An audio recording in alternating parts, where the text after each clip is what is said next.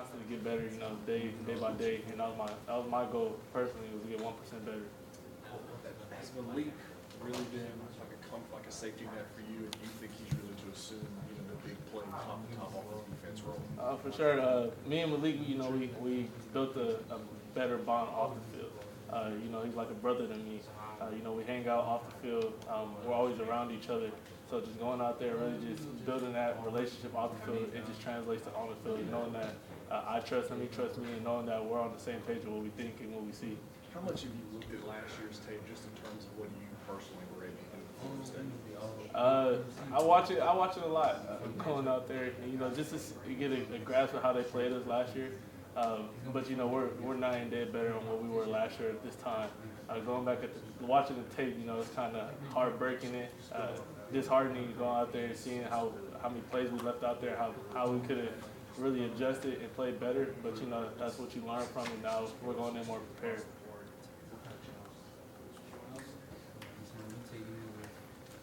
No, they don't talk a lot, but when they talk, a lot of people listen. You gotta warm up. They gotta warm up to you. That's how they are. And once they warm up to you, they talk a lot. So they're very quiet though. These two going into their third year. Chris has battled injuries. Brian's been pretty solid, but this is kind of his NFL year, so to speak. What do you think about those two guys this year? Yeah, the work they put in constantly, day in and day out, not just transforming their body, but transforming their skills, their preparation. How they came in as freshmen and how they are now as juniors, it's night and day from what I was told. Going out there, and those guys are really just putting in that work, and they want to get better. They want to help the team win, and they want to accomplish goals, the team goals and their individual goals also. Curious about your thoughts about Will Campbell getting the number 7 for this team. It's an honor that Will got that. I'm proud of him.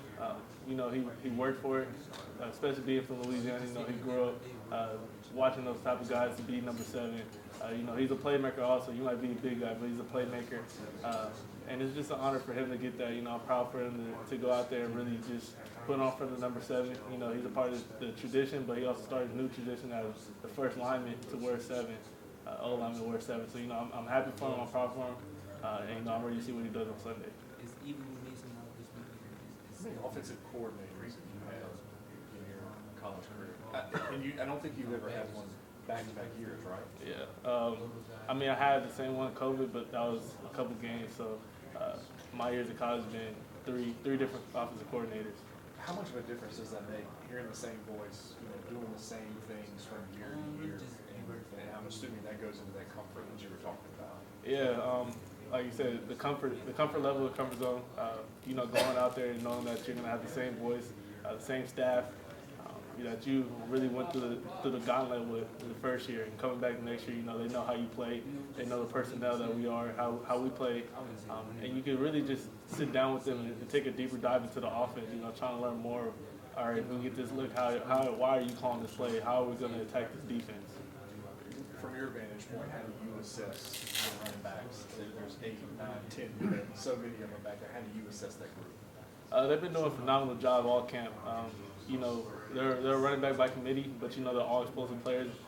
Very, very good players individually and what they could bring to the table.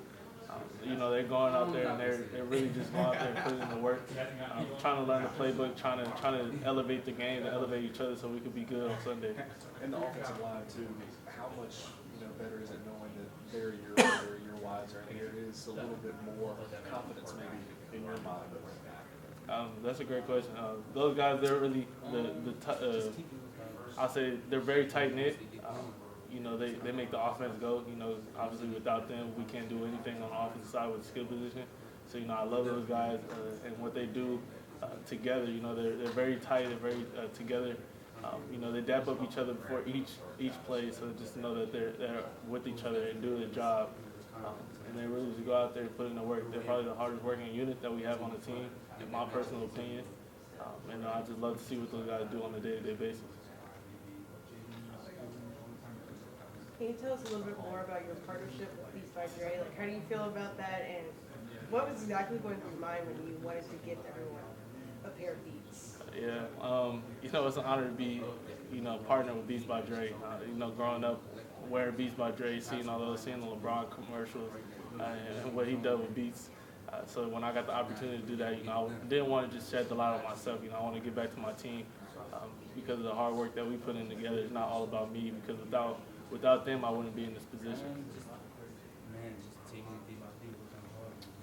Mason Taylor obviously is a weapon. What's he gotten better at? I mean, how much progress has he shown in your eyes? Yeah, Mason, he's a very intellectual football player. His IQ is high. Being able to go out there and read defenses, read the zones, knowing what I'm seeing, what he's seeing, knowing the coverage, and really taking a deeper dive and taking that next level and the next step. Coming into the true freshman last year, he's really trying to still find his feet of college football now. He had a whole off season to really. The game probably slowed down for him a ton, going out there and really just playing fast instead of thinking so much. Will Campbell and Emory Jones, what do you see out of their relationship every day and how they're kind of the anchors, young anchors on that line? Going out there, they're brothers. Obviously, they've been knowing each other for quite some time. You can tell that relationship is very tight. They push each other to be the best. They came in together. In a couple of years, they'll leave together, and they could probably be the best two tackles in the conference, and not even conference in the country. A year ago, Charles Turner was not your center going in the first game, and it seems like he's matured maybe and hunkered down that spot. What's it like? The guy snaps the ball. It's great having Chuck there. I call him Chuck, but it's great to have Charles there. He's very smart, very gritty player. He's going to give his all to make sure I'm protected. He's going to communicate at a very high level. So it's great just to know you have another, in a sense, another quarterback out there to see the same thing that you see with the fronts and the defenses and the pressures. What Coach Kelly's been preaching to you guys? Last year you kind of saw the success. Now that helps you believe a little bit more that, hey, we're going to take the next step and we continue to listen to what he tells us? Most definitely. He's been doing that at a high level for quite some time. Going out there and really just producing very great teams that he was coaching at Notre Dame. So, coming here with what he brings to the table with the traits and everything, plus the talent, if we stay disciplined and stay the course, I feel like sky's the limit for this team. We have two more for Jayden. Anyone's got Just going into this game, what challenges did their defense pose? The experience together, they played together last year. They're buying some new transfers, but their front seven, they can get after the quarterback, they can wreak havoc. Going out there and really just playing that game. So, we always got to be on high alert for the different pressures that they bring and their athleticism on the edges. They can come out there and they can really cause havoc, if we don't handle the pressure right, if I don't make the right calls or I don't get the ball out, taking negative plays, they feast on negative plays. So once they get you in third or second law situation, they're coming after you. And just, they parked when you throw the ball down the field, right? But if you run, you can run for 30, 40 yards. So how do you strike the balance there between, continuing to be dangerous as a runner as well? I mean, I wouldn't change my game, but, if I have opportunities on the outside, just to take them. The defense gives me opportunity. They want to play soft and give me opportunity to run. I'm still going to be the same player I am. I'm never going to change just because that's something they ask me to. At the end of the game, at the end of the day, the name of the game is winning. We want to win. So whatever I can do to contribute to help the team win, I'm going to do that. Thanks, Jayden. Thank you.